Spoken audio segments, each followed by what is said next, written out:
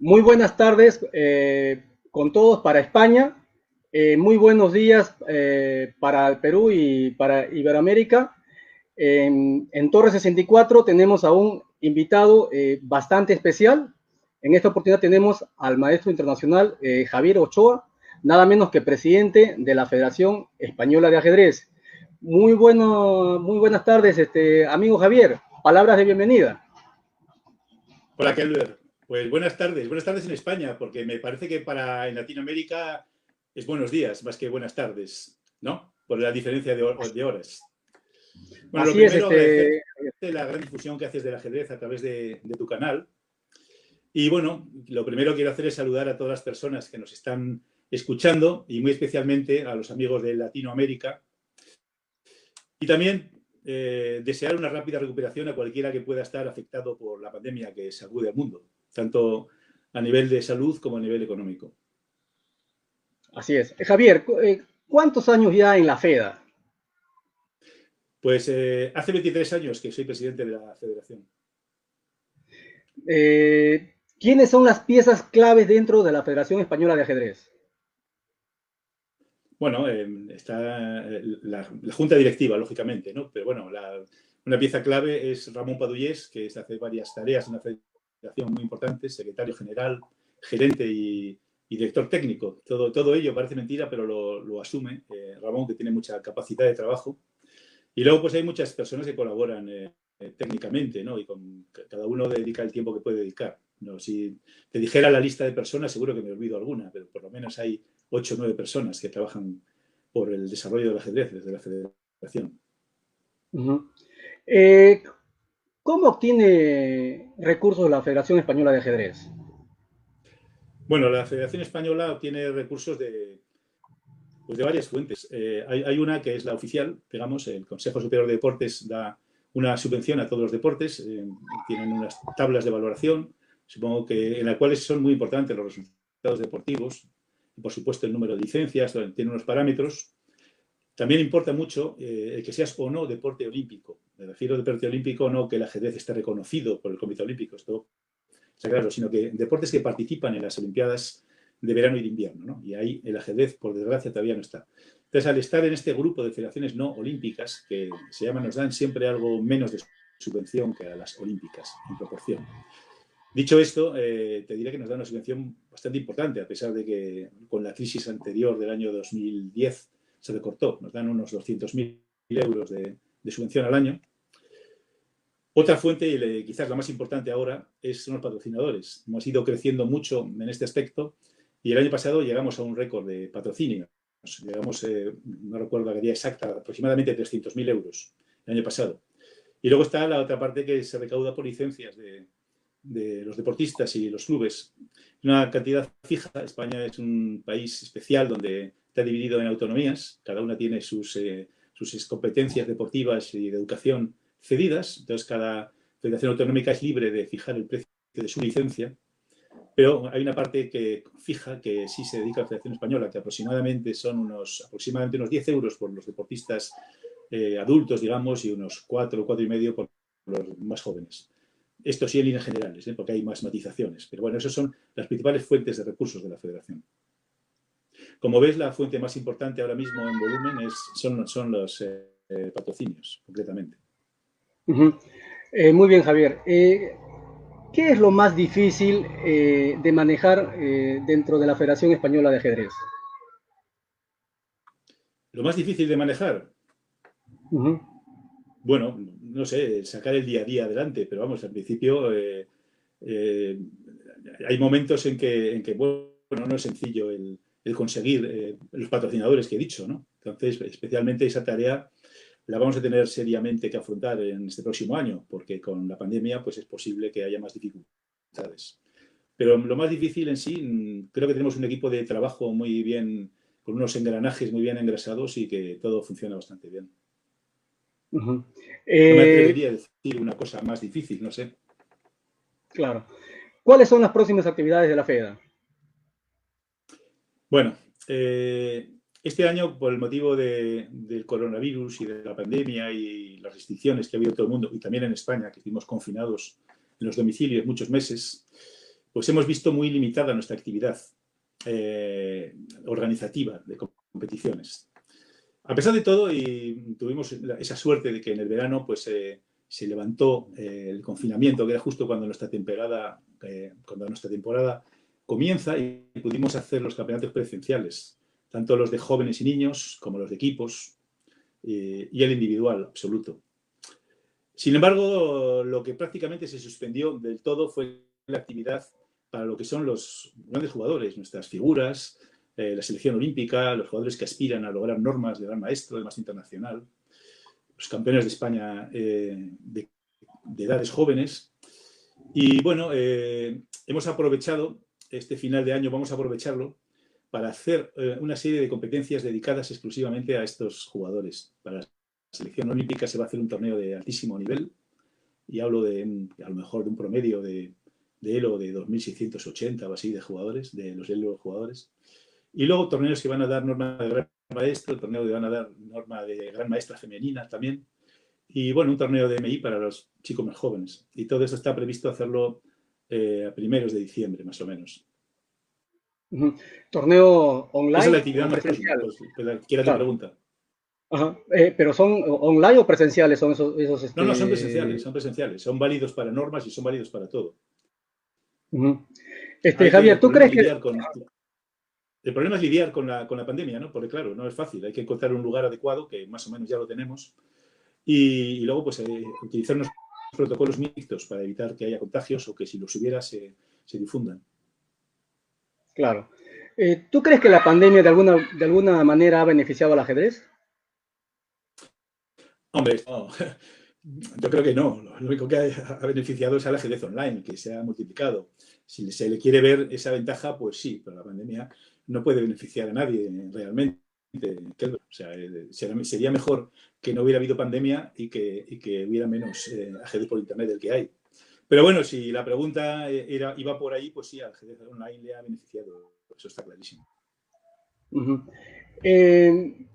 ¿Hay alguna manera segura de detectar a los tramposos online? En España, por ejemplo, en los campeonatos que se han dado este año, ¿se han presentado casos también?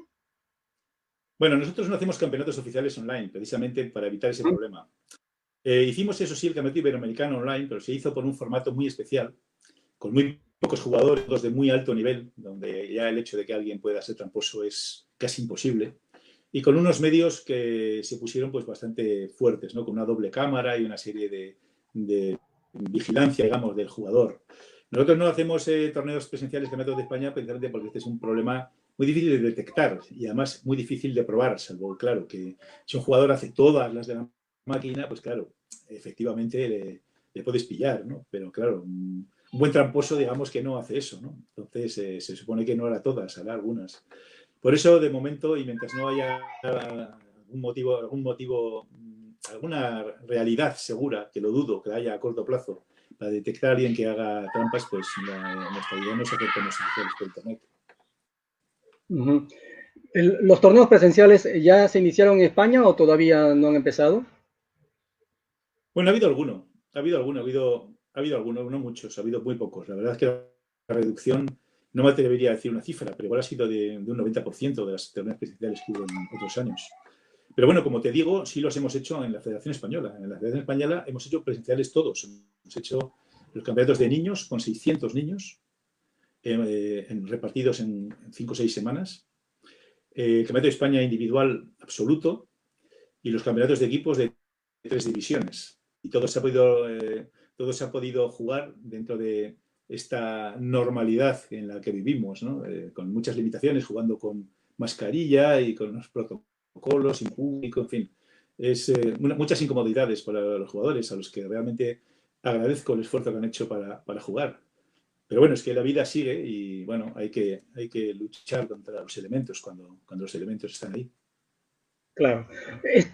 ¿Cuántos torneos se realizan en España? Digamos, antes de la pandemia, ¿cuántos torneos normalmente se podía realizar en España en un año, digamos? Bueno, torneos que valgan para rating, para Elo FIDE, que no necesariamente son internacionales, son también torneos nacionales algunos, ¿no? O campeonatos autonómicos. Pues torneos se reportaban a la FIDE algo más de 1000 cada año. Y este año pues no tengo el dato, pero bueno, si han sido 100 ya me parecerían muchos, sinceramente. Yo creo que no llegará. Bueno, puede ser. O sea que ya ves la diferencia. Yo creo que la FIDE pues también lo ha notado, claro, porque para la FIDE también no solo ha pasado en España, ¿no? Ha pasado en todo el mundo. Y para la FIDE también supongo que ha sido duro el hecho de que no haya habido prácticamente movimiento en los rankings y en los jugadores, en los títulos. Uh-huh. ¿Usted cree que España sigue siendo la capital del ajedrez mundial?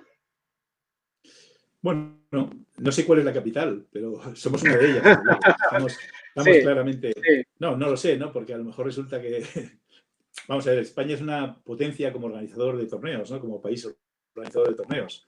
Pero bueno, también lo es Sí. Alemania y alguno más, ¿no? Y supongo que Rusia. Pero bueno, sí, España está ahí, sigue estando ahí, claro. Y cuando acabe esta pandemia, que espero que acabe pronto, pues volveremos a tener esos 1000 torneos que teníamos. Eso estoy seguro. Uh-huh.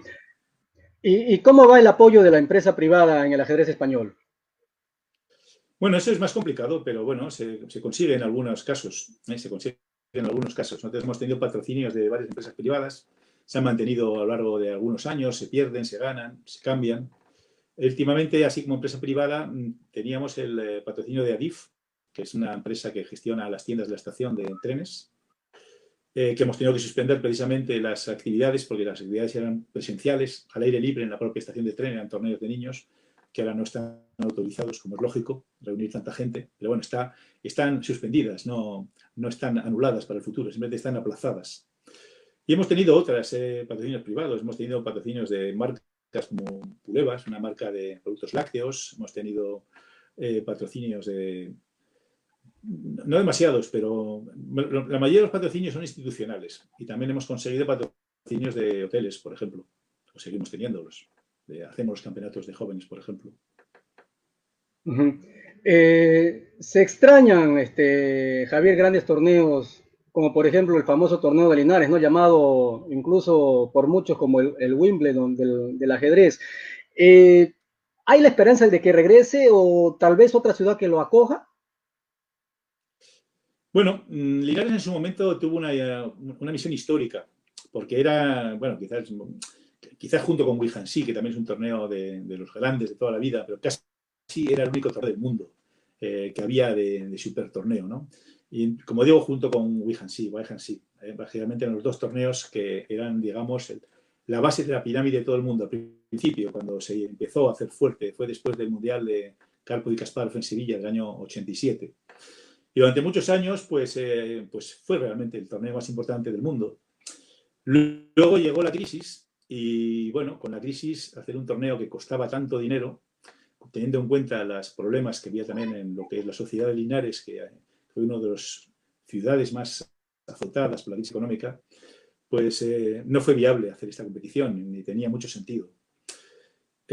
Afortunadamente conseguimos darle un giro a este tema, porque Linares realmente había invertido mucho en ajedrez y eso sí que era una capital y creo que lo sigue siendo también del mundo del ajedrez. Linares es una famosa ciudad en el mundo, ¿no? Como no han podido ser Hastings en el pasado u otras grandes ciudades de otros países que tienen mucha historia en el ajedrez. Y logramos un acuerdo por el cual ellos patrocinan la Diputación de Jaén, que es la provincia donde se encuentra Linares, patrocina lo que son los campeonatos de España. Hacemos un festival de ajedrez allí. Y bueno, digamos que le hemos dado la vuelta, ¿no? Porque antes se gastaba mucho dinero para un tema publicitario de la ciudad, pero con pocos ingresos para lo que eran los habitantes de Linares, y ahora es al revés. Ahora tiene un coste muchísimo menor, igual de una quinta parte de lo que era el antiguo, y en cambio revierte en muchísimo dinero en la ciudad, porque ahí están 1000 personas durante un mes. Y claro, esto tienen unos gastos y ya se ha evaluado y realmente es un grano de arena realmente en una ciudad, ¿no? Pero es importante, porque además lo hacemos en verano, cuando allí hay menos gente. Y bueno, eso es lo que... O sea, que Linares no está muerto, ¿no? Linares tiene un gran torneo. Tiene un gran torneo que es el festival de ajedrez que hacemos cada año. Ya llevamos como 7 años o 8 haciéndolo allí y la intención es continuar. Sin embargo, el gran torneo volverá. Bueno, ahora mismo no sería igual. Si se hiciera un gran torneo en Linares, simplemente competiría con los muchos que hay ahora. Ahora hay muchos torneos donde juega Carlsen. No era como antes, que había 2 o 3 torneos donde juega Kasparov. Ahora casi no hay fechas para organizar un super torneo nuevo, ¿no? Hablamos, por supuesto, de los tiempos con una normalidad como era antes, ¿no? Que, como digo, creo que llegarán. Entonces, no está claro que merezca la pena, aunque ellos son los que tienen que evaluarlo, son los patrocinadores, como es lógico, y no es un asunto de la federación, ¿no? Pero no está claro que merezca la pena gastarse tanto dinero para ser quizá uno más o alguien que tiene que buscarse un hueco en el calendario. Pero si lo hacen, bienvenido sea, por supuesto, ¿no? Porque creo que es muy importante también que las grandes figuras del ajedrez pues las pueda ver los aficionados en directo y en persona, como pasaba antes. Ujú. Javier, tú has hecho bastante por el ajedrez español. ¿Sientes que has llegado a tu techo o aún faltan cosas por hacer?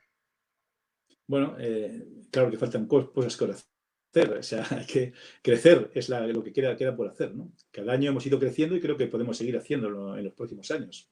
Hay que crecer en todos los aspectos, en todos los aspectos en los que puede intervenir la federación. En la formación de jugadores, de técnicos, de entrenadores, de árbitros, de crear nuevas competiciones, no sé, en dar más posibilidades, en tener más recursos para organizar mejor las competiciones, etcétera. Creo que el techo nunca se llega al techo. Ujú. Eh, Quería añadir que bueno, mientras se tenga ilusión, nunca se llega al techo. Y tanto yo como mi equipo de trabajo mantenemos la ilusión. Aparte que el equipo de trabajo pues también se va rejuveneciendo año tras año. ¿Eh? No en mi figura, pero sí en otras que están en la junta directiva. claro. España para muchos sigue siendo la capital mundial del ajedrez, en cuanto a eventos, por ejemplo, ¿no? Pero sin embargo, hasta el día de hoy no ha obtenido un campeón mundial en la máxima categoría, por ejemplo, en la categoría mayores. ¿Cuáles crees tú que sean los motivos por el cual España no ha podido acceder a este título? Hombre, no creo que la cantidad de torneos sea precisamente lo que hace que haya un campeón mundial. No vamos a hablar de dónde salió Carlsen, porque Noruega era un desconocido en el mundo del ajedrez. ¿Cuántos torneos crees que se hacían en Noruega cuando salió Carlsen? Ahora, evidentemente, con él se hacen más. Pero en esa época era un país, con todo el cariño lo digo, ¿no? Del tercer mundo del ajedrez. O sea, era un país que no era especialmente fuerte, ¿no? Y bueno, ya ves, es al revés, ¿no? Creo que el que hubiera un campeón mundial haría que salieran muchos jugadores fuertes, como ha pasado en Noruega precisamente. Lo que pasa es que España no tiene un campeón mundial absoluto, pero tiene grandes jugadores. Mismo Paco Vallejo está ahora mismo el 25 del mundo aproximadamente, o está incluso más arriba, ¿no? Y tenemos muchos jugadores, David Antón, bueno, en fin, no voy a nombrarlos, todos los jugadores muy jóvenes que tienen aspiraciones. El hecho de ser campeón del mundo tampoco depende de uno mismo, ni de dónde ha nacido, depende pues de todo un conjunto de circunstancias, ¿no? Lógicamente, antiguamente por lo menos era mucho más fácil que hubiera un campeón del mundo ruso o de la Unión Soviética, pues porque era un país enorme dedicado al ajedrez. Pero ya ves qué ha pasado después, ¿no? Luego han salido campeones de muchos sitios, pero realmente la masa de jugadores de alguna manera afecta también a que haya uno de gran calidad, ¿no? Por eso están creciendo tanto China e India, ¿no? Porque al principio no se dedicaban al ajedrez, también eran países del tercer mundo de ajedrez, o del segundo, quizás no del tercero, quizás me he excedido con el tercero. Pero bueno, ahora que han surgido, por ejemplo, la figura de Vishy Anand hizo resurgir el ajedrez en la India totalmente, ¿no? Y ya veis que tienen un equipo tremendo de jugadores jóvenes, tienen varios jugadores de 2.700 y es una potencia mundial. Cuando Anand surgió, pues no, nosotros le ganábamos en las Olimpiadas a la India, ¿no? Y ahora pues parece más difícil. Pero bueno, volviendo a tu pregunta, ya te digo que el hecho de que no haya un campeón del mundo o no haya habido en España, pues no. A menos si era Ruy López lo puedes considerar que era español y campeón del mundo. Lo digo de broma. Pero no creo que eso sea un factor que se pueda evaluar el por qué no lo ha habido, ¿no? Claro. Y bueno, ¿de qué manera se le apoya a los talentos españoles?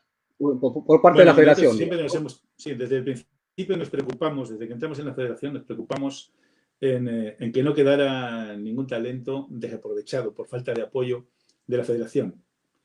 Porque simplemente veníamos de una etapa en la que no era así y quisimos, pues, ese fue uno de los puntos importantes del inicio de nuestra gestión de la Federación Española. Y bueno, a lo largo de los años hemos ido consolidando lo que llamamos un programa de tecnificación para jugadores. ¿Qué significa esto? Pues que nosotros hemos creado unas becas, unas ayudas que están perfectamente tabuladas y evaluadas en función de la edad y el elo que tienen los jugadores. Entonces, para acceder a ellas hay obviamente que estar en una élite, tener un elo determinado para una edad determinada. Y si accedes eso, que hay más o menos unos 100 jugadores que están con estas becas, pues mantienen esta ayuda de la federación al menos por 2 años. Quiero decir que aunque un año tengan malos resultados, pues tampoco la pierden.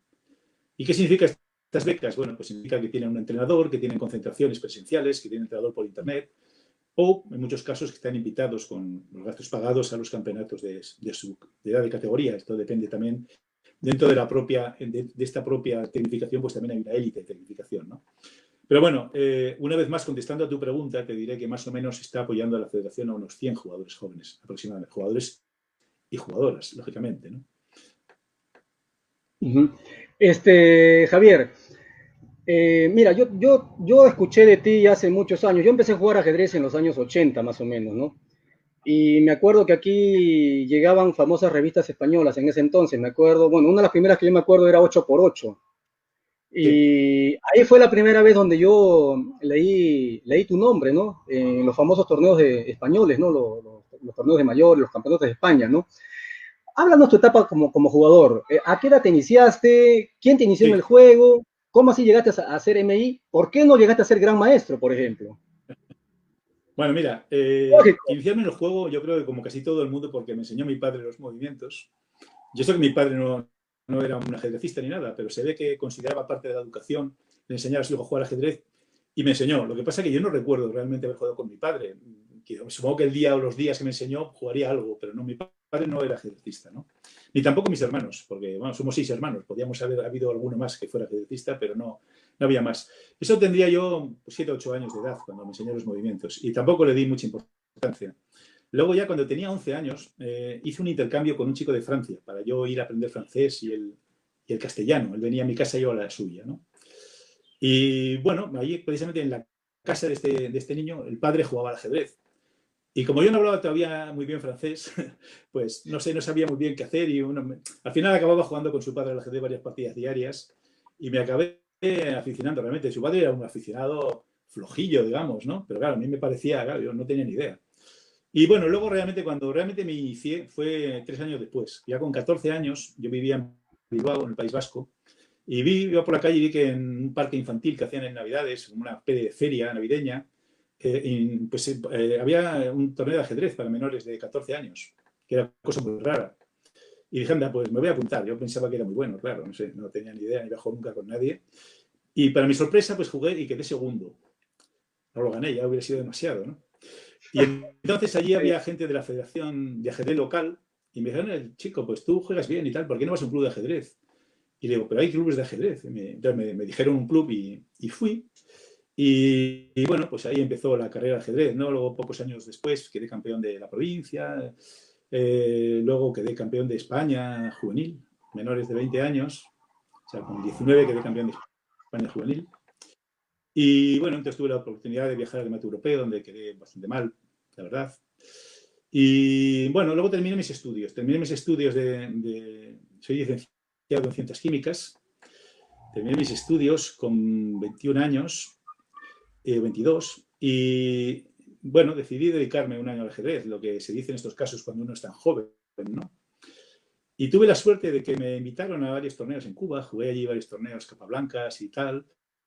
Y bueno, me fui viendo que tenía más posibilidades de las que yo creía, ¿no? Porque claro, en esa época, no sé, quiero querer decir que era más fácil progresar, había menos jugadores. Por ejemplo, de la Unión Soviética solo era un país, ¿no? Entonces no te encontrabas, como es ahora, un montón de jugadores del este en las competiciones. Y bueno, pues conseguí el título de más internacional en varias pruebas, entre Cuba y España. Hice normas en los dos países. Y bueno, me seguí dedicando al ajedrez unos años, la verdad, pero lógicamente vivir del ajedrez nunca ha sido fácil, tampoco lo era entonces. Entonces tenía que compaginarlo con otras actividades, como escribía mucho de ajedrez, era entrenador de jugadores, escribía muchísimo en esas revistas que dices, en El Informador, en los periódicos. Fui durante nada menos que 17 años colaborador de ajedrez del diario Marca, un diario importantísimo deportivo en España. En esa época, sin duda, el número uno. Creo que era el periódico más leído en España. Y bueno, pues así fue mi transcurso en el ajedrez. ¿Por qué no llegué a gran maestro? Pues La verdad es que ¿Por qué? está feo decirlo, pero yo creo que no me lo propuse seriamente, realmente. No, no vi la necesidad de llegar a ser realmente. Realmente cuesta mucho trabajo y costaba muchísimo entonces también. Y bueno, yo estaba quizás satisfecho con mi nivel de ajedrez. También ganaba de vez en cuando algún gran maestro.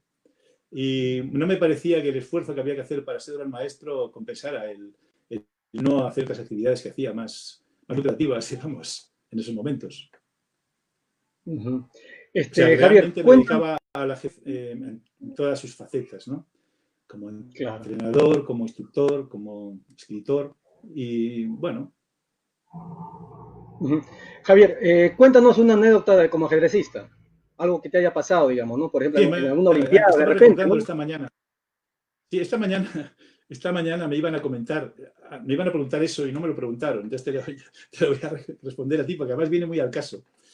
Eh, recuerdo que en el Campeonato del Mundo Juvenil del año 1986, en Gausdal, en Noruega, pues yo iba como entrenador del campeón de España, que era Pablo Sansegundo, que era el maestro, ¿no? Ahora está un poco retirado, un gran jugador. Y era un campeonato, bueno, antiguamente en esa época no había los campeonatos que hay ahora, el sub-10, todo esto no existía. Existía el sub-20, que era el Mundial Juvenil, y ahí cabían todos los que querían ir. Generalmente eran la mayoría gente que rozaba los límites de edad, porque lógicamente se nota mucho cuando eres más mayor a esas edades, ¿no? Y en ese campeonato, pues recuerdo que, bueno, lo ganó Walter Arencibia, el cubano, fue un poco sorpresa, aunque bueno, gran jugador, Walter. Y había varios jugadores latinoamericanos que son ahora muy fuertes. Recuerdo que estaba Julio Granda, por ejemplo. Julio Granda jugó ahí. Para mí era uno de los favoritos. Luego quedó bien, pero no logró ganar. Estaba Carlos Matamoros, por ejemplo. Y bueno, el caso es que bueno, yo te voy a contar la anécdota porque ya no me quiero enrollar más con esto, ¿no? Y entonces había una ceremonia de inauguración, como hay en casi todos los torneos, ¿no? Algo era sencillo, pero hay una ceremonia. Entonces, me acuerdo que bajamos a la ceremonia, bajamos en San Segundo, ¿no? Bajamos por el vestíbulo, íbamos cruzando a la sala donde era la apertura y había bastante gente, ¿no? Y de pronto veo que una persona adulta, ¿no? Que parecía indio o pakistaní, ¿no? Con un color de piel así como de esos lugares, ¿no? Se me acerca sonriente y me da un abrazo así.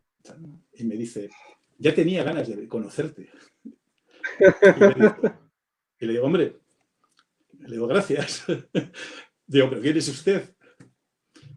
Entonces me queda mirando como el que ha cometido un error, ¿no? Se queda mirando así y me dice, ¿pero no eres Vishianand? y le digo, no, soy el teatro de San Segundo. Me dice, perdona, es que estás tan moreno y tal que pensé que eras de la India. Y le digo, no. ¿Sabes lo que pasaba? Que yo había venido recientemente, había regresado de un viaje a Cuba precisamente, y yo soy de los que se ponen muy morenos con el sol, ¿no? Y el hombre me confundió con Anand. También es cierto que Anand tenía como 12 años menos que yo, ¿no? Pero bueno, el caso es que fue bastante divertida la situación. Ujú. Luego se lo dije a Anand, digo, me he confundido contigo. Claro. Por cierto, hace un momento hablaste de un paisano mío, del gran Julio Granda. ¿Qué opinión tienes de él en su tiempo que estuvo por allá, ¿no? Por tu país. Bueno, a Granda lo he conocido no solo en mi país, lo he conocido en muchos sitios. Por ejemplo, en Cuba. Yo no sé si fue la primera vez que lo conocí allí, en algún torneo en Capablanca o otros torneos que había en aquella época. Bueno, es un genio el ajedrez, Julio. Seguro que me está oyendo, me dirá, pero es la verdad. Gran talento y bueno, ha llegado muy lejos en el ajedrez. ¿Podría haber llegado más? Puede ser, pero yo creo que es que ha llegado ya muy lejos, ¿no? Llegó ahí, tuvo 2.700 virtuales, ¿no? Y no sé, un jugador aparte que una gran persona, vamos, que casi lo principal, ¿no? Humanamente es lo principal. Pero combina las dos cosas, es ser una gran persona y un gran talento y un gran jugador. Ujú. Yo lo conozco mucho, la Eh, verdad. He tenido mucha relación con Julio y así lo teniendo, ajá. vamos, aunque ahora no está aquí. Por cierto, saludos a una gran colaboradora y amiga también del ajedrez, y que sé que está radicando allá en España, Patricia Claros. Sí. Eh, y bueno, pues quería saber, tú eres un talento, un genio, estudioso. Hombre, no sé, supongo que no soy nada de eso, ¿no? A lo mejor una pequeña porción de todo. una pequeña porción de todo eso, porque es lo que hay que tener un cierto talento, un estudio. Bueno, yo estudiaba bastante, la verdad. Lo que pasa es que entonces había que ser autodidacta. O sea, soy como la serie esa serie de televisión, ¿no? Esa serie de Netflix, que esta chica que aprende y que está siempre con el tablero ahí mirando las jugadas. Pues yo era un poco lo mismo, ¿no? Porque en esa época, al no haber internet, de haber pocos libros, pues uno tenía que ponerse el tablero delante y revisar la teoría que sabías de entonces, ¿no? O incluso, o sea, todavía estaba mucho por descubrir, no es como ahora con los ordenadores y con las bases de millones de partidas, ¿no? Entonces, de alguna manera me considero autodidacta, pero trabajaba bastante, la verdad, en lo que eran las aperturas, también estudiaba finales, pero estudiaba más bien pues, con los libros que había en esa época, ¿no? También todo eso ha evolucionado muchísimo, como los libros para entrenamiento, la resolución de problemas tácticos. Pero como te digo, no me considero nada en especial. Pero bueno, hombre, cierto talento hay que tener para jugar al ajedrez. Pero vamos, el trabajo, el estudio, eso es muy importante. Y por supuesto jugar partidas fuertes, con jugadores fuertes. Así es. Javier, para ser, digamos, para ser un top 10 en el mundo, ¿qué se requiere? No solamente talento, ser genio, ¿hay algo más? ¿En qué debe trabajar el ajedrecista? No es que el top 10 del mundo es algo muy complejo de decir, porque no depende de ti, depende también de los demás. O sea, si aparece, no sé, una generación de indios que tienen todos 2.800, ¿qué puedes hacer, no? O sea, hablar de un puesto en concreto quizás no sea la manera, pero quizás de llegar a un tope personal, ¿no? A un tope de tener 2.750 de él o 2.780. ¿Qué se debe hacer? Pues ahí sí que importa todo lo que has dicho. Hay que tener todo.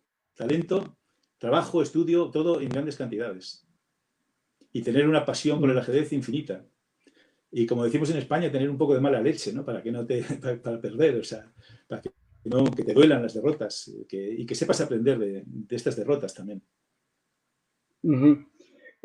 ¿Tú crees que, como Carlsen, que dice que él piensa en ajedrez, duerme y, o sea, todo el tiempo está pensando en ajedrez, ¿tú crees que sea tan cierto como él lo dice? ¿En la verdad crees que sea así? Por supuesto, ¿qué pasa? Que Albert, tú eres jugador también. ¿A ti no te pasaba algo parecido cuando jugabas? Viene con el ajedrecista, ¿no? Con el ajedrecista. Y no solo hablo del ajedrecista de muchísimo nivel o de un nivel medio, yo creo que a cualquier nivel. Duele mucho perder y el estar pensando en la partida es normal, simplemente. Otra cosa ya ¿A son ti las alguna vez, obsesiones. a ti alguna vez te ha pasado que has perdido una partida y no has podido dormir toda la noche? Hombre, no sé si tan crudamente dicho, ¿no? Pero que lo haya estado pensando por la noche y que me haya costado más tarde o que... Sí, hombre, que no haya dormido toda la noche, pues supongo que no. Hasta ese extremo creo que no. Claro. Javier, háblanos del programa del ajedrez en las escuelas en España. ¿Qué tan adelantado, en qué faceta se encuentra? ¿Cómo lo ven allá ajedrez en las escuelas? Bueno, el ajedrez en las escuelas es muy importante en el mundo. Es un movimiento que se está impulsando desde muchos ámbitos, desde ámbitos incluso institucionales, desde la propia FIDE, y tiene un gran crecimiento a nivel mundial. No hablemos ya de los países que hemos dicho emergentes, como la India, donde me consta que hay una gran difusión y una gran introducción de las ajedrez en las escuelas, ¿no? Y también lo hay en Europa y supongo que en América y en todas partes. En España concretamente, que es tu pregunta, pues también se está trabajando en este aspecto. Lo que pasa es que si hablas desde el punto de vista de la Federación Española, te diré que se hace lo que se puede. ¿Y por qué digo esto? Porque España es un país dividido en autonomías, como probablemente sabrás, ¿no? Cuando hablo de autonomías hablo de Madrid, Cataluña, Aragón, País Vasco, etc. Son 17 nada menos. Y cada una de estas 17 autonomías tiene transferidas las competencias deportivas y de educación. Y esto significa que no les puedes imponer nada. Tú no puedes decirle que pongan el ajedrez en las escuelas, por ejemplo, si ellos no quieren, ¿no? Y bueno, ¿qué hacemos desde la federación? Desde la federación, en colaboración, cuando lo pide alguna federación autonómica, pues vamos a hablar uno por uno con estas autoridades de educación y hemos hecho ya bastantes visitas. Con eso se ha logrado que al menos teóricamente la mitad de estas comunidades pues tengan el ajedrez de alguna manera introducido en las escuelas.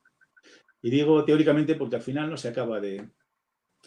Todo esto requiere dinero, inversiones y todo esto no está del todo del todo articulado como quizás debería, pero eso no quiere decir que no lo pueda estar en un futuro muy próximo, ¿no? Y lo que sí hemos hecho es hacer un programa de formación de docentes, porque nosotros entendimos que la base del ajedrez es una pirámide, ¿no? Si en las escuelas es la base de una pirámide en la que nos gustaría que al final, como tú has dicho, hubiera un cambio mundial, aunque no es realmente es el objetivo, ¿no? Y en esa base de la pirámide es la iniciación, cuando los jugadores son niños pequeños y no saben jugar simplemente. Entonces, para esta base de la pirámide que es tan amplia, no es necesario un maestro internacional o un monitor titulado. Estos podían cogerlo en la segunda fase. Por decir algo, con 5 o 6 años puede darles clase un profesor de la escuela y con ya 7 o 8, ya cuando la pirámide se va estrechando, porque no todo el mundo sigue con el ajedrez en el que ha aprendido, pues ya entran las otras capas que he dicho, las capas técnicas, ¿no? Entonces, para la formación de docentes, la Federación sí sacó una plataforma online que, digamos, da un título de docente. Un docente, aunque sepa jugar al ajedrez, no necesariamente sabe enseñar ajedrez. Entonces, se trata de saber lo que ese docente va a enseñar y lo que nos parece adecuado para una persona que se inicia, que debe estar capacitado. Es realmente muy sencillo, no suspende nadie todos los que hacen esta plataforma, pero bueno, queremos tener la certeza de que por lo menos las personas que se van a dedicar a esta instrucción básica pues están capacitados para ello. Y esta herramienta sí la hemos ofrecido gratuitamente, está colgada en internet y ha tenido bastante aceptación. Ya llevamos varios años con ella. Y no solo en España, también la hemos exportado, entre comillas, a algún país de Latinoamérica. Y concretamente, pues hicimos una especie de colaboración con el Comité Olímpico de Ecuador. Hicimos allí pues, un programa de formación de docentes para escuelas de barrios marginales. Era un programa social y, bueno, muy interesante. Hicimos el año pasado, basado en esta herramienta de formación de profesores. Pero volviendo una vez, al final es que me voy mucho por las ramas, ¿no? Volviendo a tu pregunta sobre ajedrez, en España falta mucho por hacer. No tengo unas cifras muy concretas de cuántos colegios hay en España, pero yo puedo estimar colegios, institutos, etcétera, ¿no? donde haya educación. Puede haber tranquilamente 60.000 colegios, 50, 60.000 colegios. Y que se dé ajedrez de alguna manera, porque que se dé oficialmente ajedrez en el colegio, pues hay aproximadamente 1.500, claro, comparado con esta cifra que te he dicho, es muy pocos, ¿no? Pero bueno, eso hay otros que no se da oficial, pero sí hay un monitor que va de vez en cuando y tal, bueno. Y podríamos ampliar esta cifra quizás hasta 5.000 colegios. Pero bueno, 5.000 colegios que den ajedrez son mucha gente también, ¿eh? Porque solamente pongas que haya 30 alumnos en cada uno, por ejemplo, estamos hablando de 150.000 personas, ¿no? Niños que se instruyen en ajedrez. Entonces entiendo que como es un tema que nos interesa a todos, pues esto va a crecer en los próximos meses y años. Javier, justamente ahora que estamos en vivo, ¿no? Y que tú eres una persona bastante influyente en el ajedrez, no solamente en España, sino a nivel mundial. Te cuento, aquí en América, bueno, en el caso, por ejemplo, de Perú y países vecinos, el ajedrez en las escuelas no está implantado. ¿Tú qué les dirías, por ejemplo, a los gobiernos, ¿no? de turno? Hacer un llamado de repente, ¿no? Para que el ajedrez puedan de alguna manera incluirlo como materia, ¿no? Bueno, yo lo tengo muy claro, que el ajedrez es muy importante para la formación de una persona y especialmente a cualquier edad. Pero pienso que es muchísimo más importante cuanto más joven empiezas, porque te forma la mente, te forma muchos valores, te forma, pues eso, a vivir la vida, o sea, a afrontar situaciones, a ganar, a perder, a todas las situaciones, a la humildad, la educación, cortesía. Bueno, pues muchísimo, ¿no? Todos lo sabemos, que vivimos en este mundo del ajedrez, o sea que yo sí que rogaría a los países que lo incluyeran en sus programas, pero es que es un tema muy difícil. Como te digo, se tropieza primero con lo que es la base de formación. ¿Cómo puedes meter el ajedrez en todas las escuelas de Perú? Si lo metes en todas, necesitarías instructores en todas las escuelas. Entonces creo que el primer paso precisamente es la formación de docentes. Establecer también una pirámide de formadores. Digamos que hayan formadores de nivel 0 o nivel 1, como les quieras llamar, a los docentes, y a partir de ahí hacer una escala de entrenadores que es mucho más pequeña, la pirámide se va estrechando y es mucho más fácil de hacer. Entonces deberían de luchar los países, los gobiernos, los ministerios de educación, los que estén interesados en esta propuesta, que además creo que se pondrían una buena medalla de cara a sus votantes y sus electores, precisamente por aumentar como primera etapa esta base de docentes que podían dar ajedrez. Y como digo, esto en los tiempos que corren no es un obstáculo muy grande, no es ni siquiera económicamente caro. Y luego también el ajedrez puede ser un deporte que puede ser caro practicarlo a alto nivel o a un nivel medianamente alto, porque los torneos de ajedrez, pues si te desplazas, tienen unos costes, son largos, pero jugar ajedrez en la escuela solo te hace falta un tablero de ajedrez. Un tablero de ajedrez es muy barato. Entonces, aprender a jugar ajedrez es relativamente barato y es un producto fantástico. Es bueno y barato. Y bonito también, por supuesto, porque el ajedrez engancha mucho a los niños, como se ha demostrado en las escuelas donde se está implantando. Me sigue interesando el tema del ajedrez en las escuelas allá en España. Tengo varias preguntas y se las quiero plantear en este momento. ¿Cómo se dividen las clases en las escuelas ahí? Bueno, el ajedrez en las escuelas allá en España. ¿Lo hacen por edades? ¿Lo hacen por aulas? ¿Por sexo? Bueno, los colegios son mixtos, normalmente son mixtos. Claro, ¿quiénes las imparten? ¿Son ajedrecistas? Perdona, si no te entiendo la pregunta. ¿Quién imparte las clases de ajedrez? ¿Quién imparte las clases de ajedrez? Claro, ¿quiénes las imparten? Normalmente son ajedrecistas, claro, son ajedrecistas. Salvo esta pequeña porción por pequeña en relación con toda España, de que se han formado a través de la plataforma, la mayoría de los que imparten son ajedrecistas. Y generalmente de un nivel bastante bueno, ¿no? Yo diría de más de 2100. No necesariamente, pero bueno, los ajedrecistas que saben jugar, lógicamente. Trabajan es un con tema una que no se controla directamente desde la federación, como te digo. Ni siquiera se controla directamente desde muchas federaciones autonómicas, ¿no? Porque no siempre se tiene acceso a todos los colegios. Es un número muy grande. Claro, pero trabajan con algún texto, software que ya está impuesto, digamos, por ejemplo, por la federación, o cada colegio es autónomo de lo que pueda manejar el tema de enseñanza. Cada uno tiene, bueno, vamos a ver, cada maestrillo tiene su librillo, que se dice en castellano, ¿no? Cada uno tiene su método de formación. Sin embargo, recuerdo que hace unos 10 años conseguimos que el Consejo Superior de Deportes, que es como el Ministerio de Deportes, incluyera el ajedrez en su programa ProAdes. Era un programa que ya no tienen, no existe, en el cual el Consejo de Deportes de alguna manera patrocinaba en horario extraescolar algunos deportes para que se promocionaran en el ámbito escolar. Pero no en todos los colegios de España, sino en algunos seleccionados, pues que ellos pagaban los costes, ¿no? Y conseguimos que se incluyera el ajedrez. Entonces se daba en todas las comunidades, en este programa ProAdes, y lo que dedicaba el Consejo Superior de Deportes era una subvención precisamente para comprar tableros y regalarlos a los clubs, a los colegios, para pagar un monitor que se desplazara a dar estas clases de iniciación. Y bueno, ahí sí que se daba, además de que el propio monitor tenía su curso, ahí también se les dio una herramienta que era entonces muy útil, supongo que sigue existiendo, que era un programa de Chessbase que se llama El Pequeño Fritz. No sé si lo conoces. Claro, lógico. Es un programa como de dibujos animados, donde interactivo, donde se aprende a mover las piezas, ¿no? Y entonces esto nos pareció adecuado para esta fase de iniciación que se quería dar. Y el programa ProAdes, digamos que este era lo que se daba, con lo que se iniciaban los niños. La cosa es que el profesor, aparte de ponerles el pequeño Fritz, pues les daba, supongo, otras de sus propias ideas, de su cosecha, o de la manera que ellos daban las clases, ¿no? Pero esta es, digamos, la única vez que hemos dado un texto oficial. Pero aquí también se podía hacer, porque el Consejo Superior de Deportes ya es un organismo superior a nosotros. Y bueno, estábamos dentro de un programa concreto, que no afectaba siquiera a todos los colegios de España, solo a algunos seleccionados de cada comunidad.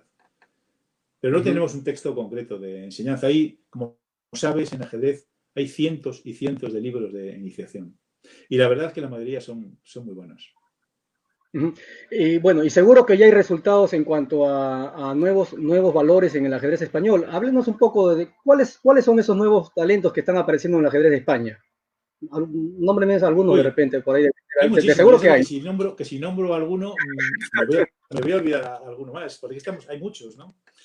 Vamos, ahora mismo dentro de los jóvenes, los que más destacan, jóvenes digo menores de 20 años, tenemos a Lance Henderson, que fue gran maestro más joven de la historia de España, con 16 años, no sé si los había cumplido, cuando fue hace poco, tiene todavía menos de 20 años. Y tenemos a Pedro Ginés, que ha sido campeón del mundo, sub-14, hace un par de años. Dos talentazos realmente del ajedrez. Tenemos a muchas chicas, tenemos más jugadores jóvenes, ¿no? Como te digo, me voy a olvidar alguno. Me acuerdo ahora, de pronto me viene a la memoria Plazuelo, un jugador madrileño muy fuerte, Quispe, otro jugador muy fuerte, y muchos más que tienen 2.400 de él o más, ¿no? Siendo todavía muy jóvenes. Y luego en chicas, pues tenemos también jugadores de mucho potencial, ¿no? Tenemos a varias que fueron campeonas, subcampeonas del mundo en un torneo de ajedrez rápido que se hizo en España el año pasado. Tenemos una generación de jugadoras muy fuertes. Adra Rodríguez, Cecilia Guilló, Viviana Galván. No sé, es que te aseguro que no quiero decir nombres porque seguro que ya me he olvidado 6 o 7, ¿no? Pero todos estos jugadores y jugadoras que te digo, María Izaguirre, otra jugadora muy fuerte, todos estos jugadores y jugadoras son muy jóvenes, ascienden muy rápido. Yo creo que es un relevo seguro para las selecciones españolas, ¿no? ¿Hasta dónde van a llegar? Pues no lo sé, desde luego nosotros intentamos apoyarles y apoyarlas en lo que podemos. Pero ya te digo que tendría, si supiera que me ibas a hacer esta pregunta, me hubiera traído lo que hicimos aquí, una chuleta, ¿no? Una lista de apoyo para no olvidarme los nombres, pero hay muchos jugadores y jugadores muy fuertes ahora mismo. Este, Por supuesto, hay más amigo, jóvenes, hay mucho más jóvenes, que estos. Te estoy diciendo los que tienen 16 años, 17, 18. Jugadores más jóvenes ya, bueno, que esos son realmente las promesas reales, ¿no? Pues también tenemos 4, 5, 6 más que son candidatos hasta quedar campeones del mundo de sus categorías de edad. bueno, no cabe duda que usted es un ajedrecista multifacético, porque también es presidente de la Federación Iberoamericana de Ajedrez. ¿Hay algún convenio o colaboraciones con países de Iberoamérica? Bueno, esta es una historia antigua también, porque cuando entramos en la federación, que eran otros tiempos, no había crisis económica, no solo no había crisis, sino que había bonanza económica. Y entonces en España concretamente había mucho dinero para todo y también para el deporte. De hecho, la subvención del Consejo de Deportes era casi el doble o más del doble que la que hay ahora, imagínate. Y eso era mucho dinero realmente. Pero no solo esto, había dentro de los capítulos de ayuda internacional para todos los deportes, había lo que se llamaban convenios de cooperación. Convenios de cooperación internacionales que afectaban a Latinoamérica y afectaban a África y afectaban a Asia. Y generalmente con países, pero no siempre, pero generalmente con países de no demasiados recursos económicos. Pero bueno, también los había con países fuertes, como puede ser Brasil o países que son más poderosos económicamente, ¿no? Pero ellos daban cierta preferencia a los países que tenían menos recursos. Y entonces, bueno, yo no sabía ni que esto existía, pero cuando entramos y dije, bueno, pues esto se podrá aplicar al ajedrez. Y me dice, bueno, si presentáis un proyecto. Y entonces, pues yo hablé con la mayoría de los países. Les expliqué el caso, ¿no? Que se podían pedir la financiación de actividades dentro de estos programas de cooperación de varios tipos. Principalmente estaba encaminado a los programas de formación de técnicos, tanto entrenadores como árbitros. Pero no era excluyente de que no pudiera ser para deportistas en un momento dado, para que alguien fuera a entrenarse, por ejemplo, o incluso, ¿por qué no?, para jugar en torneos. Entonces, yo tenía entonces mucha relación con la Federación Cubana y, bueno, hablé con ellos y suscribimos un convenio muy bueno, la verdad. Era un convenio que duró 2 o 3 años, por el cual un número bastante grande de jugadores españoles, realmente jóvenes y que tenían acceso a tener normas o sea, eran promocionables, digamos, para nosotros, que pudieran acceder al título de gran maestro del Consejo Internacional, iban a Cuba. Y en contraprestación, ellos los invitaban y les pagaban la estancia en los torneos, era el Memorial Capablanca concretamente, y en contraprestación, pues la Federación Española se hacía carga de unos gastos que tuvieran los deportistas cubanos en España hasta un límite de una cantidad, ¿no?, que se estableció en el convenio. O sea, ellos si los justificaban, también estaba aquí en España y habían para venir, venían a jugar torneos y tal, bueno, pues nosotros nos hacíamos cargo dentro del convenio. Y así se consiguió que fueran algún año hasta 8 jugadores a la vez a jugar en Capablanca. Luego la subvención disminuyó, bueno, en fin, cosas de la política. Y al final acabó desapareciendo porque los convenios desaparecieron también básicamente por la crisis económica, ¿no? Pero bueno, no fue lo único este convenio con Cuba. También hicimos colaboraciones con otros países. Entre ellos, sé que hicimos con Perú. Sé que se fueron a dar allí varios, impartieron varios cursos de arbitraje. Pero no me acuerdo de los años, que estamos hablando de esos años, primeros de este siglo. También se hizo algún curso en Costa Rica de entrenamiento, también se hizo un curso en Honduras y seguro que me olvido más, pero bueno. Pero volviendo una vez más a tu pregunta, ahora no tenemos ningún convenio con ningún país latinoamericano, simplemente porque no hay este capítulo de gastos, ¿no? Para lo que es el convenio, el Consejo Superior de Deportes. Y para la Federación Española, pues bueno, en principio no es nuestro objetivo, y menos en tiempos de crisis, lo cual no quiere decir que no podemos colaborar o ayudar en alguna actividad puntual con cualquier país que nos lo ofrezca, que nos lo proponga. Javier, ¿cómo es la actual relación entre la FEDA y la FIDE? ¿Existe algún tipo de apoyo por parte de la FIDE a la FEDA? Bueno, es normal, ¿no? Lo que pasa es que, vamos, yo antes tenía más relación simplemente porque estaba en la junta directiva, en la FIDE anterior, digamos, pues una relación normal. Nosotros siempre estamos dispuestos a colaborar con la FIDE y, de hecho, pues hemos solicitado un campeonato y, bueno, yo no pienso que haya una mala relación para nada. Supongo que no estar en la junta directiva no significa tener una mala relación, ni mucho menos. Ellos saben que España es un país importante en el mundo del ajedrez y creo que hay un respeto para esto. A nivel personal, yo no conozco demasiado, lo conozco como es lógico, pero no demasiado. Pero bueno, no hay ningún problema de ningún tipo a nivel personal. Claro. Ni con nadie de su junta directiva. Javier, ¿existen fundaciones de ajedrez en España? Así como lo hay, por ejemplo, en Estados Unidos, con famosa fundación, por ejemplo, de Sousa Pollard. No, aquí no hay fundaciones de ajedrez. No hay fundaciones de ajedrez. Desgraciadamente, ¿no? Porque siempre sería bueno que las hubiera, pero no. Que tenga que ver con el mundo del deporte sí las hay, pero con el ajedrez dedicado exclusivamente al ajedrez no las hay. Bueno, creo que allí Julio Grande hizo una también, ¿no? Si no me equivoco. Perú. Bueno, creo que estaba en fase de proyecto, digamos, ¿no? Me parece que no, vale. Todavía no se ha llevado a cabo. Javier, ¿es cierto que conoces más de 100 países? ¿Es verdad? ¿Es mentira eso? No he llegado todavía, creo De verdad que que no me la creo. Tengo 96, pero creo que espero llegar a 100 porque tampoco me faltan. Esto sí que es un objetivo ya, porque por 4 países yo creo que debo esforzarme. ¿Qué países te llamaron la atención? ¿Qué comidas curiosas, por ejemplo, has probado? ¿Cómo así llegaste a tantos países, por ejemplo, no? Bueno, el principal motivo por el que llegué es porque me gusta viajar, ¿no? Quizás porque mi padre era marino. Pero bueno, no sé, el caso es que tengo este virus del viaje, ¿no? Y también porque con el ajedrez se viaja mucho. Pero también te diré que a nivel particular, cuando tengo vacaciones, pues sí, me dedico a viajar a países, muchos países. Realmente uno de los que más me han gustado y que me gustaría volver es Perú. Perú me pareció fascinante realmente, ¿eh? Algo increíble. Yo hice aquello que llaman la ruta del gringo, que no sé si sabes lo que es. Bueno, sí, consiste en Lima, Nazca, Arequipa, Lago Titipuno, Puno, bueno, en fin, esa parte de Perú, del sur, ¿no? No viajé ni a la Amazonía ni al norte de Perú. Pienso que todo eso es muy interesante, ¿no? Y por supuesto, cualquiera de los lugares que visité, pues volvería a ir, porque era todo fascinante, ¿no? Era todo increíble. Y los países que me han gustado, pues que me han gustado muchos, la verdad. O sea, cada uno tiene sus gustos y tal. Pero yo soy bastante enamorado de países de Asia. Me gusta mucho viajar a Asia. También otra cualidad tuya me indican de que hablas varios idiomas. ¿Cuántos idiomas Bueno, hablas, Javier? hablo más o menos.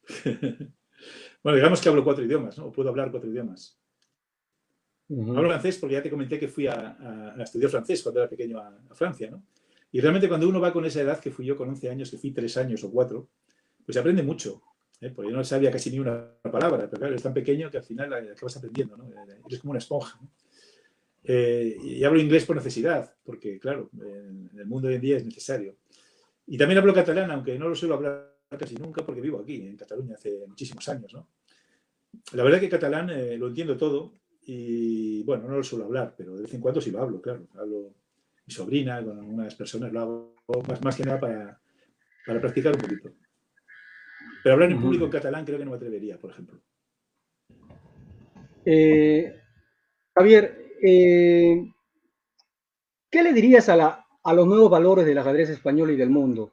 ¿Cómo deberían mejorar su juego? ¿Cuántas horas, por ejemplo, se le debería dedicar al ajedrez durante el día? Alguien, por ejemplo, digamos que sea un jugador destacado, un campeón ponte nacional. Es que yo no sé si soy la persona adecuada para contestar esta pregunta. Ten en cuenta que soy una persona de otros tiempos. O sea, yo sé cómo Uh -huh. aprendí yo, pero cómo se debe hacer para aprender ahora no lo tengo muy claro, con todas las herramientas que hay. Sinceramente, es evidente lo que hay que saber de todo. ¿Cuántas horas? Pues tampoco lo sé, porque una hora de ahora cunde mucho más que una hora de nuestros tiempos, digamos, ¿no? Porque puedes desechar muchas cosas que a veces te costaba verlas. Entonces, creo que esta pregunta están más capacitados para responderla a los muchos entrenadores que hay, ¿no? Y casi los que sean más jóvenes, ¿eh? Aunque ya sé que todos los entrenadores están metidos en este mundo y todos tienen, porque como digo, el mundo avanza muy rápido, ¿no? Y los jugadores que son tan jóvenes, pero necesitan ciertos alicientes también estamos hablando de jugadores muy jóvenes que están aprendiendo ajedrez, son buenos, pero tienen que aprender y tienen que saber dosificar su tiempo, ¿no? Con tantas cosas que le ofrece la vida actual, ¿no? Pero yo de verdad que no me atrevo a decirles que lo que hay que tener es mucha tenacidad, mucho moral al ajedrez. Con esto y luego, saber, realmente lo principal es, como se dice, saber retirarse a tiempo, ¿no? O sea, tú te puedes dedicar al ajedrez hasta un límite y tener, digamos, la madurez para saber hasta dónde, tú mismo puedes saber hasta dónde llegas o puedes llegar, ¿no? Porque, claro, el ajedrez es muy importante en la vida, pero no es lo único. Y personas que puedan realmente vivir del ajedrez, pues no hay muchas, salvo que quieras vivir, pues eso, dando clases o siendo entrenador, eso es otra historia, ¿no? Eso es, por supuesto, cualquiera que se lo proponga lo puede hacer, pero los que quieren eso de llegar a un top 10, llegar a un top 50, bueno, se puede intentar cuando uno es muy joven, pero no debería uno embarcarse demasiado tiempo de su vida. Uh -huh. Creo que es muy importante tener unos estudios también, Uh -huh. a O poder ser sea, universitarios. ¿se puede vivir del ajedrez en España? Bueno, es lo que te decía, sí se puede, pero depende de qué, de jugar muy poca gente. Algunos lo hacen, lógicamente, ¿no? Los más tops.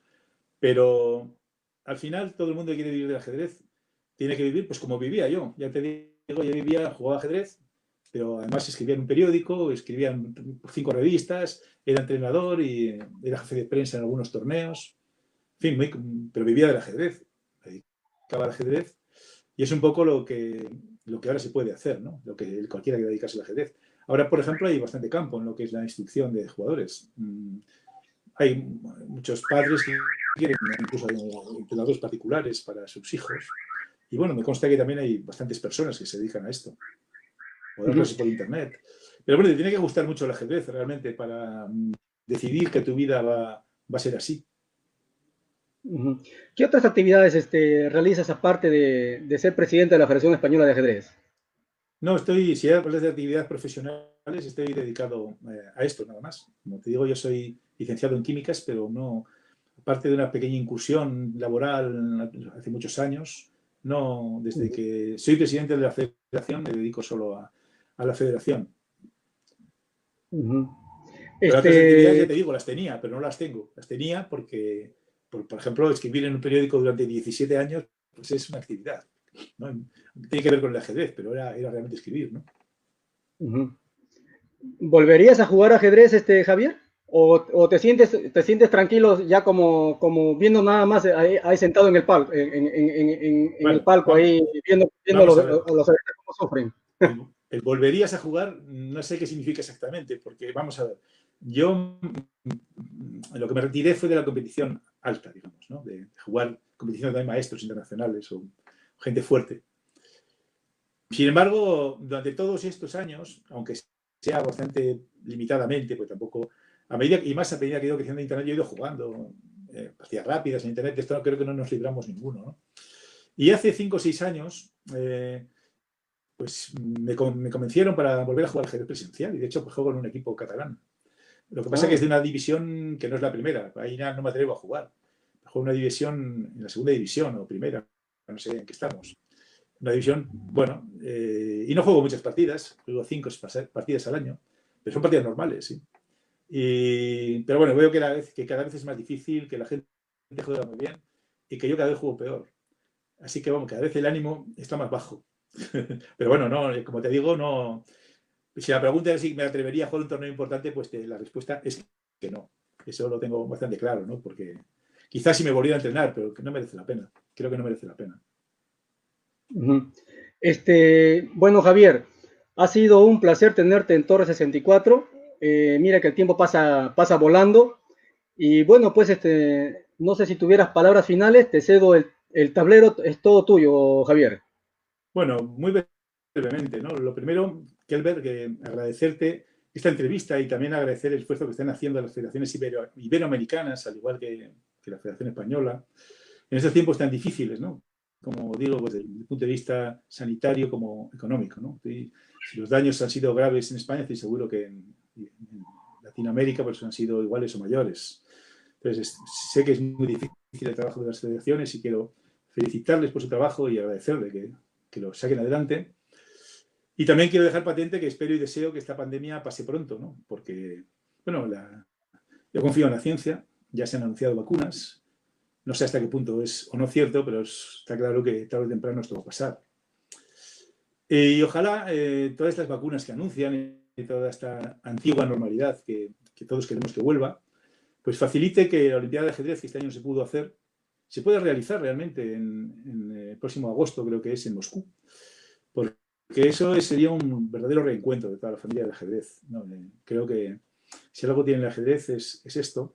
Somos un grupo, una familia, un grupo gigantesco de amigos y bueno, esta cita olímpica que se ha quedado pospuesta por un año, creo que sería fantástico el poder hacerlo porque ahí nos vemos miles de personas. Y por último, quiero agradecer su atención a todas las personas que han visto esta entrevista, ¿no? Que no sé, espero que les haya parecido interesante. Y ya te digo, agradecerte esta promoción del ajedrez que haces desde tu canal, Kelber. Oye, Javier, antes que terminemos, si Casparo es a Karpov, Javier es a quién. ¿Quién era tu rival en los 80 o en los 70? Uy, rival. Hablas de... No, los rivales eran los que eran mejores que yo, ¿no? Hablas de... No sé si hablas de España. Los que estaban delante mío, Enfrentamientos, claro, los que torneos estaban donde, delante mío en el ranking, pues Manuel Rivas, no sé, los que estaban por delante, ¿no? Por ejemplo, Manuel Rivas, ¿no? A quien no logré superar nunca. Pero bueno, ya que los de rival y otros, los que estaban, yo era entonces el 5, sexto, séptimo de España, pues todos los que estaban delante pues eran mis rivales. Pero no creo que se pueda hacer una comparación tan grandiosa como la que tú dices, ¿no? Porque Karpov y Kasparov jugaron cientos de partidas y yo no creo que haya claro. jugado tantas con nadie, ni mucho menos, ni que haya tenido una rivalidad de ese tipo. De las 5 Olimpiadas que jugaste, ¿con cuál te quedas? De las 5 que jugué, déjame recordar. Bueno, creo que la más fantástica fue la de Dubái, realmente, por muchos motivos, pero no porque en un momento que decía hasta que íbamos a ganar la Olimpiada, ¿no? Cuando faltaban, no sé si tres jornadas, íbamos los primeros empatados ahí con Inglaterra y por delante de la Unión Soviética, era una cosa increíble, ¿no? Y fue una experiencia única porque logramos derrotar a Inglaterra, ¿no? Que era el que iba líder, y nada menos por 3,5 a medio, ¿no? Y bueno, es algo, estamos como flotando en el aire, ¿no? Todo el equipo. Luego ya en Rusia ya nos puso en nuestro lugar en la jornada. No, Rusia no, que era la Unión Soviética, insisto. En la jornada siguiente y bueno, al final se fue todo, perdimos la última ronda y todo se fue un poco al traste. Pero fue una Olimpiada fantástica porque, primero por todo, ¿no? Por los resultados deportivos y segundo porque realmente la organización pues estuvo muy bien. Cierto que Dubái no es lo que era ahora, ¿eh? Lo que ahora vas a Dubái no tiene nada que ver, es como si hubieras viajado al futuro, pero no los 30 años que han pasado desde entonces, o 35, como has viajado 200, ¿no? Porque el crecimiento, ahora Dubái parece en Nueva York, ¿no? Y entonces pues no había todos esos rascacielos y tal que hay ahora. Y esa es la que conservo más cariño, pero otra Olimpiada que sí conservo con muy cariño, aunque no la he jugado, y quizás la que más, es la de Calviá, porque nosotros organizamos una Olimpiada en España. Y entiendo que Así este es el es. proyecto más importante que hemos hecho en todos estos años que llevamos en la federación. Hacer una Olimpiada de ajedrez es algo muy complejo. Había allí unas 3.000 personas. Y es un proyecto que duró 3 años, donde trabajamos muchísimo. Es difícil que la gente se haga una idea, porque entonces no había tan gran equipo de trabajo, ahora se ha ampliado mucho el equipo de la federación, entonces éramos muchos menos, teníamos menos recursos, hubo grandes dificultades políticas. Esta Olimpiada primero se iba a hacer en Menorca y luego al final se hizo en la isla de Palma de Mallorca. Y bueno, y quiero aprovechar la ocasión para aprovechar a Santiago Andreu, que era el presidente de la Federación Balear en aquel momento, y a Antonio Rama, un político local de Calviá, que gracias a ellos se sacó adelante la Olimpiada. Pero yo creo que esta es la Olimpiada que recuerdo con mayor cariño, sin duda alguna, ¿no? Por todas las dificultades por las que pasamos para hacerlo y porque creo que fue una gran Olimpiada. También, la verdad que me hubiera gustado jugarla, pero claro, no era posible ya a estas alturas. Javier, para terminar, ¿alguna vez pensaste en retirarte del ajedrez? De repente, no sé, por algún mal resultado, qué sé yo, Bueno, que de repente eso lo todos piensa los todo el momentos. mundo, ¿no? ¿Mm? Eso lo ¿Qué piensa pasó a ti? todo el mundo. ¿Eh? No, pensarte que te retiras lo piensa todo el mundo. Lo que pasa es que te lo sueles pensar mejor y no te acabas de retirar. Pero esto de decir no juego más, y bueno, esto muchas veces, claro. Bueno, Javier, ha sido un placer tenerte en Torre 64. Será hasta una nueva oportunidad y vamos a estar en Sí, contacto de seguro. Un fuerte abrazo, Javier. Nos igualmente, vemos. Kelber, y hasta cuando quieras. Listo. Hasta luego, Javier. Hasta luego.